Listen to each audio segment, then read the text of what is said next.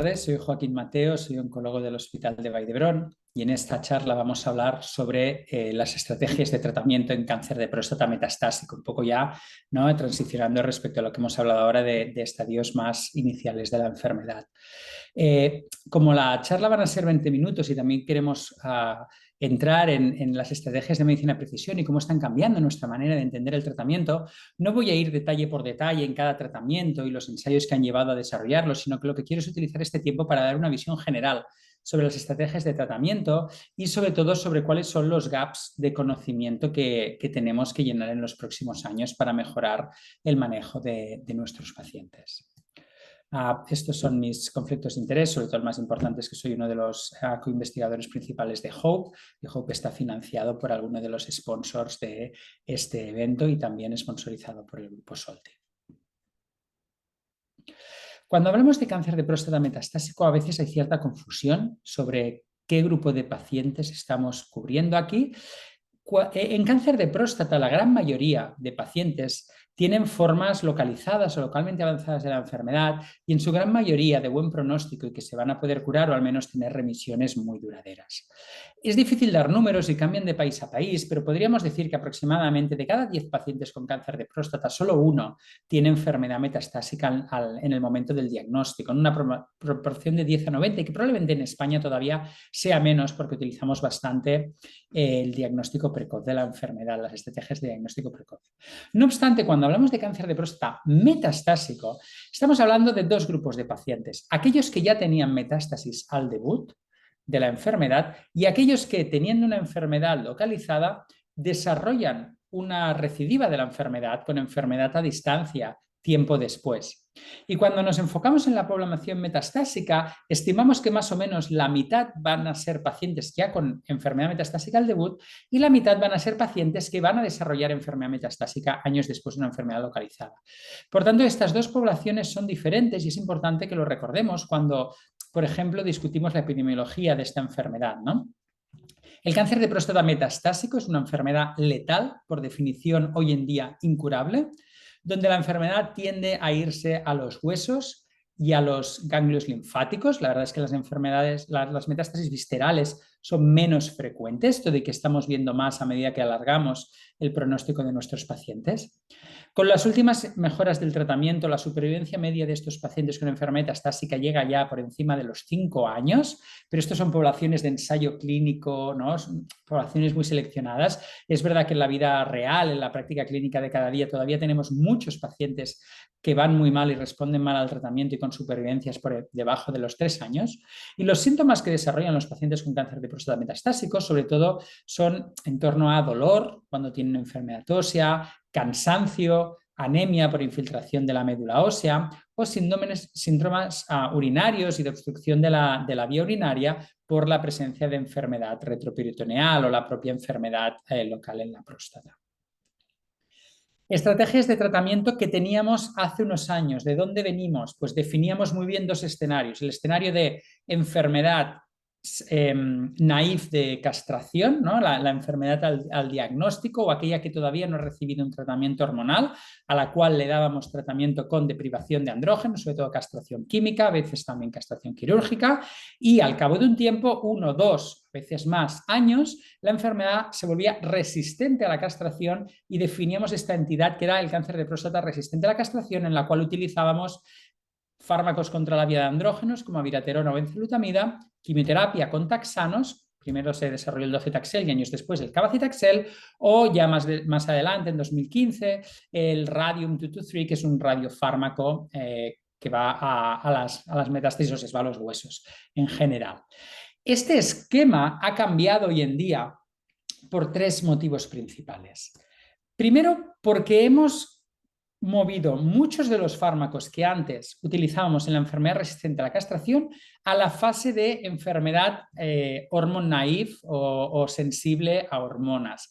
Porque varios ensayos clínicos nos han demostrado que intensificar el tratamiento desde el inicio y traer estos fármacos más pronto mejora el pronóstico de la enfermedad y mejora la supervivencia global de los pacientes. Por tanto, ahora tenemos como estrategias aprobadas de tratamiento la combinación de la deprivación de andrógenos con abiraterona, con enzalutamida, con apalutamida, con docetaxel, con darolutamida o con radioterapia a la pelvis. Y ya más recientemente también la recombinación de ADT con abiraterona o darolutamida con docetaxel en lo que hemos llamado los tratamientos de triplete. ¿Vale? También es verdad que hay otra entidad, que es el cáncer de próstata resistente a la castración, pero no metastásico, donde también se ha demostrado que añadir enzalutamida, palutamida o darolutamida aumenta la supervivencia. E incluso ahora hemos visto también que en tumores localmente avanzados de alto riesgo también podemos mover hacia la abiraterona.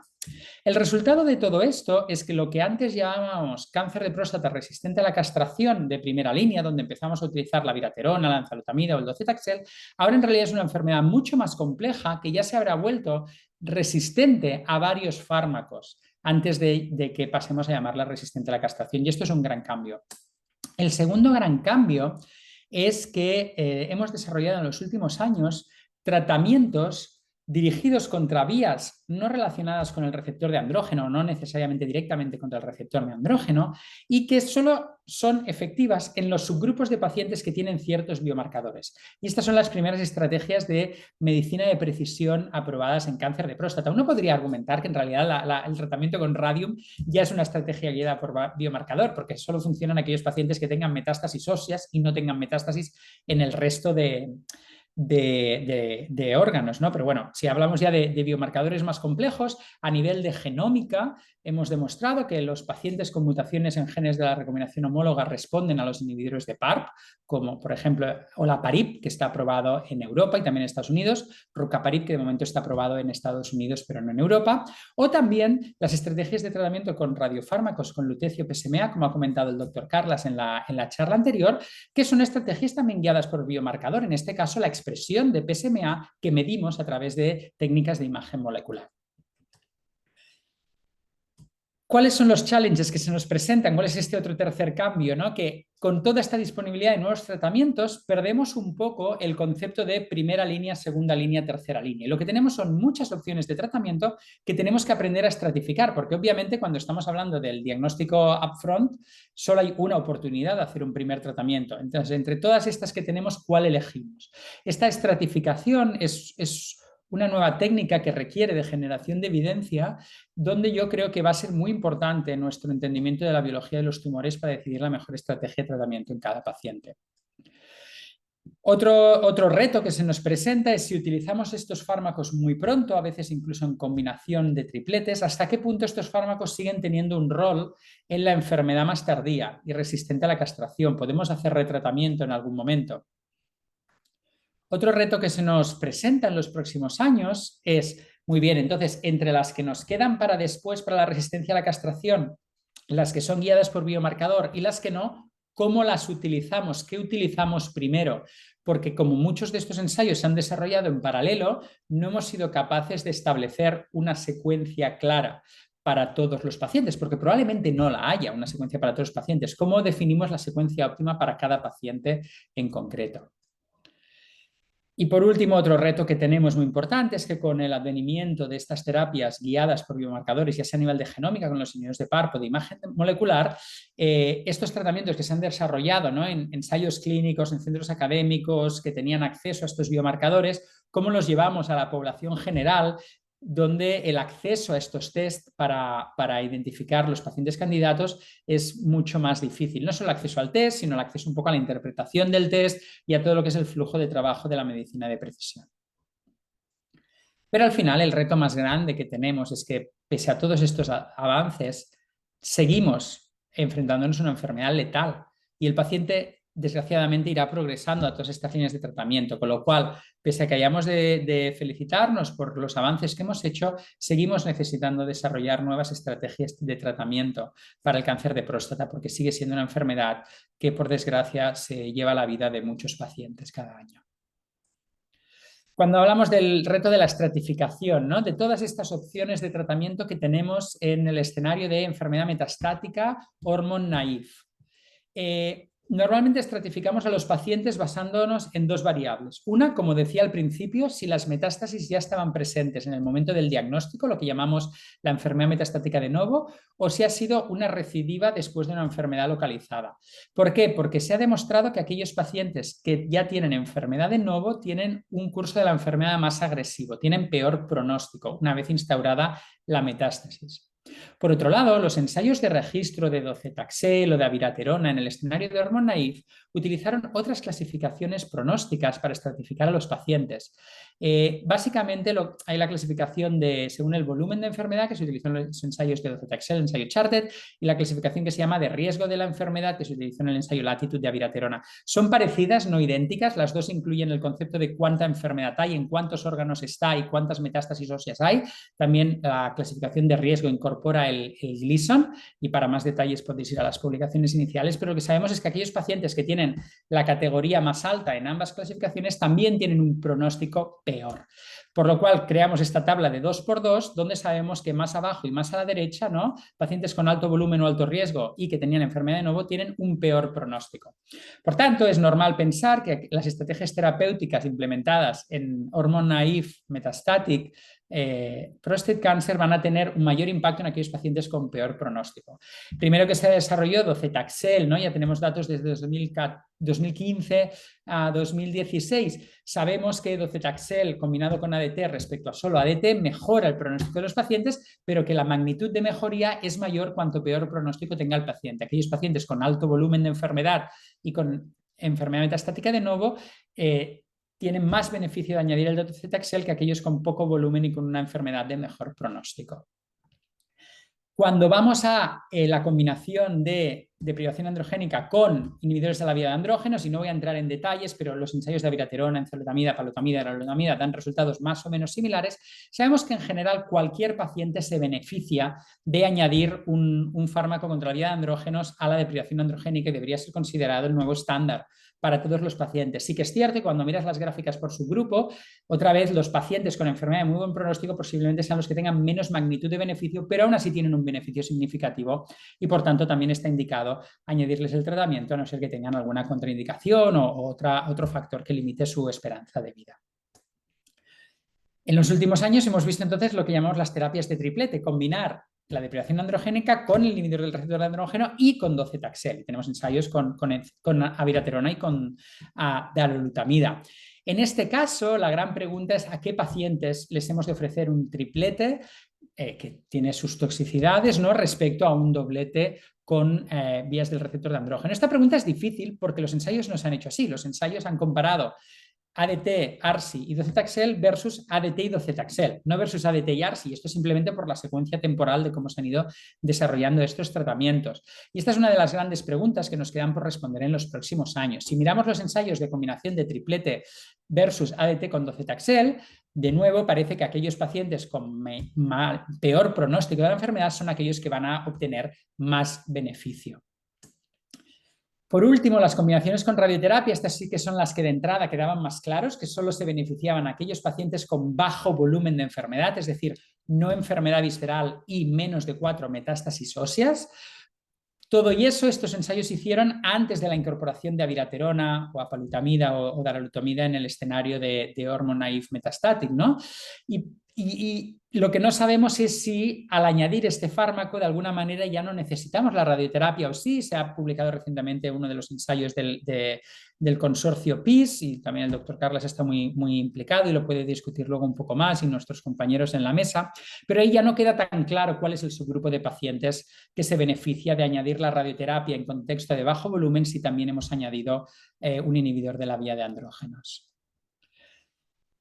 Cuando vamos al escenario de CRPC, pacientes que ya han progresado a abiraterona, enzalutamida o docetaxel o apalutamida, ¿cuál es el uso de docetaxel aquí? Pues realmente no lo sabemos, ¿no? Son pacientes que no han progresado a docetaxel, que solo han recibido 6 ciclos. ¿Hay espacio para usar docetaxel en CRPC otra vez? Pues no tenemos datos, ¿no? Algunos de nosotros pues tendemos a, si el paciente realmente ha tenido muchos años de respuesta, volverlo a utilizar, si no, no, pero no nos estamos guiando por datos bien estructurados. Respecto al uso de otro tratamiento hormonal, si se ha utilizado abiraterona o enzalutamida o APA o DARO en el escenario de hormone naive, Bueno, puedes decir que no tenemos datos, pero sí que es cierto que en el escenario de CRPC tenemos datos muy robustos del ensayo de CART de que esta no es una buena estrategia de tratamiento. Por tanto, nada hace pensar que la vaya a ser una buena estrategia en el escenario de transición de hormona-IF a CRPC. ¿No? Hay mucha gente que debate y dice, bueno, es que no hay datos, lo utilizo porque tampoco hay datos que me digan que no. Bueno, pero esto no funciona así. O sea, si no hay datos que te soporten el usarlo, no se debería usar. Por tanto, no hay ningún dato hoy en día que me apoye usar un fármaco contra la vía de andrógeno si ya se ha utilizado otro en el escenario metastático hormone naive y además no hay una hipótesis biológica para pensar que vaya a ser diferente que en el escenario de CRPC. Luego ya más a nivel de entender la biología de la enfermedad, hemos de entender que esta enfermedad CRPC hoy en día tiene un perfil mucho más complejo que el que tenía antes, y de hecho esto lo estamos viendo a nivel de genómica, pero también que estamos viendo más pacientes con metástasis viscerales, posiblemente tengan más riesgo de fractura porque hayan recibido más tratamientos antes, ¿no? Y esto es algo que tenemos que entender de cara al manejo de nuestros pacientes, de que lo que hoy en día llamamos TRPC de primera línea no es lo que llamamos hace 10 años TRPC de primera línea. Y para el futuro seguramente una cosa que tenemos que aprender es cómo utilizamos un backbone, ¿no? Siempre mantenemos el ADT y hasta qué punto estos fármacos que añadimos ahora se pueden discontinuar o no, y ahí también necesitamos más datos y más ensayos. A nivel del desarrollo de secuencias de tratamiento, el que tengamos ahora tratamientos guiados por biomarcadores, como os digo, supone un reto, que es cómo desarrollarlo en la práctica clínica diaria, donde no tengo un grupo de pacientes a estratificar, sino que tengo son pacientes individuales, varias opciones de tratamiento y la posibilidad de hacerles perfiles, no necesariamente genómicos, pero perfiles más completos, utilizando la genómica, la imagen, la histología, para definir cuál es el mejor tratamiento para cada uno, ¿no? Sobre todo pensando eso, que al final vamos a seguir utilizando diferentes tratamientos que el paciente, por desgracia, va a ir progresando. Yo creo que en el fondo hacia donde nos encaminamos en unos años es que vamos a eliminar este concepto de enfermedad hormone naive y castration resistant primera línea y segunda línea y tercera línea, porque tenemos que evolucionar hacia la reclasificación del cáncer, donde el cáncer de próstata lo subdividamos en base a grupos marcados por biomarcadores de fenotipo, biológicos, moleculares, seguramente la combinación de varios de ellos en base a estrategias que demuestren respuesta a tratamiento, más que no secuencial, y que no creo que vayamos a tener una primera, segunda y tercera línea para todos. Para hacer esto necesitamos seguir desarrollando nuevos fármacos, lo que llamamos Precision Drug Development, ¿no? Es entender target populations en base a biomarcadores, en base a desarrollar test y fármacos contra esos biomarcadores, pero también no olvidar que hay un campo en paralelo que es del desarrollar las estrategias de implementación en la práctica clínica diaria, que son diferentes porque requieren de cambios en la infraestructura. Esto es como sería un ensayo clínico, ¿no? Esto lo hacemos muy bien. Un ensayo clínico, encontramos los pacientes que más responden, los caracterizamos y hacemos otro ensayo solo para ese grupo y mejoramos los resultados. Pero como os digo, en la práctica clínica lo que tenemos son pacientes individuales, no grupos de pacientes. Y aquí lo que tenemos es que mejorar la infraestructura para el acceso a la medicina de precisión a nivel de acceso a los test, igualdad en el acceso a los test, armonización en la interpretación de los test, mejora de la educación de los profesionales sanitarios en cuanto a cómo utilizar estos test, pero también no nos olvidemos, como decía, infraestructura. A nivel de los sistemas sanitarios necesitamos una gran inversión en data management de cara a poder acumular datos moleculares en las historias clínicas de los pacientes y integrarlo en la historia clínica del paciente. Y también a nivel más de investigación poder desarrollar estrategias de integración de varios tipos de biomarcadores, ¿no? Imagen, histología, molecular, clínica, epidemiología, para generar firmas, biomarcadores en base a firmas integrativas que nos puedan servir para desarrollar la siguiente generación de fármacos. Ahora mismo lo que tenemos en práctica clínica es la implementación de test genómicos para el uso de inhibidores de PARP, que han sido como el primer fármaco aprobado en base a biomarcadores. Hay varias estrategias para implementar estos test, ya sea en base a muestras de tejido y extraer DNA, ya sea de las muestras diagnósticas o de las metástasis, o a través de la biopsia líquida de encontrar restos de DNA tumoral circulante en la sangre. Cada una de estas estrategias tiene pros y contras, sería muy largo ahora, podemos discutir, pero también os puedo recomendar varios papers, entre este que escribimos el año pasado, un poco revisando los pros y los contras de cada estrategia, sin olvidar que algunas de estas alteraciones que encontramos también tienen un componente hereditario y por tanto tienen implicaciones no solo para el tratamiento del paciente, sino de cara al manejo de familiares que pueden estar en riesgo de otras enfermedades. Voy a parar aquí. Como os decía, lo que esperaba es poder dar una visión muy general de que el cáncer de próstata metastásico sigue siendo una enfermedad letal y va a requerir el uso sucesivo de diferentes líneas de tratamiento sistémico, que tenemos muchas opciones de tratamiento, pero tenemos todavía gaps de conocimiento en cuanto a qué usar, cuándo y en quién, que tenemos muchas posibilidades ahora para mejorar el pronóstico con el uso de tratamientos más intensos al diagnóstico de la enfermedad metastásica y la primera línea de tratamiento ya de ser la combinación de privación androgénica con algo más, tal vez el qué es el algo más es lo que todavía hemos de acabar de refinar un poco más, y que en el CRPC todavía tenemos el uso de taxanos, los ARSIs si no se han utilizado en la enfermedad hormone-naive, el radium para los pacientes en enfermedad ósea, pero empezamos a tener ahora también terapias guiadas por biomarcador, ya sea a nivel de imagen molecular o de genómica, que van a cambiar la manera en que ordenamos los tratamientos y estructuramos las clasificaciones de pacientes.